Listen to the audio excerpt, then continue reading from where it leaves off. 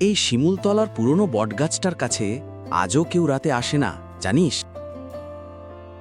হ্যাঁ রে, আমার দাদু বলতো এখানে নাকি প্রতি অমাবস্যায় অদ্ভুত ডাক শোনা যায়।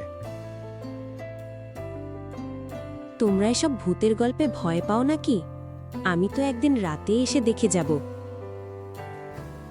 না মিনা, রাতে আসবি না। কাল রাতেই নাকি গরুর রাখাল বেচারা খামার থেকে ফেরার পথে অদ্ভুত ছাড়া দেখেছিল। শুধু ছায়া না, সে বলেছে কারো শ্বাস ফেলার শব্দও শুনেছিল। তোমরা ছেলেরা শুধু ভয় দেখাতে জানো। আজ রাতেই প্রমাণ করব এখানে কিছু নেই।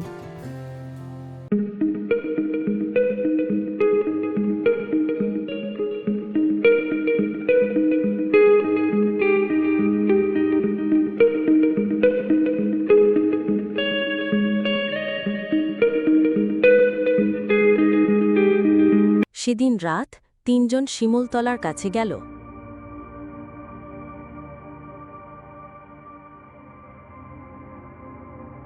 শোন, বাতাসটা হঠাৎ থেমে গেল না? হ্যাঁ, আর দেখ, গাছটার ডালগুলো নিজে থেকেই দুলছে। থামো, ওই ডালের উপর কে দাঁড়িয়ে আছে? দেখতে পাচ্ছি না, কিন্তু চোখ দুটো একদম লাল।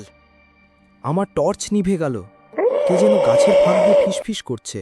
কেউ আমাকে পিছন থেকে ধরেছে। টর্চ আবার জ্বলে ওঠে, কিন্তু মিনা নেই। রাহুল, মিনা কোথায় গেল? বাবুল, গাছের নিচে মাটিতে শুধু ওর চুলের ফিতা পড়ে আছে। দূরে থেকে ভেসে আসে মিনার ফিসফিস। তোমরাও চলে এসো, গাছের ভেতর কত সুন্দর।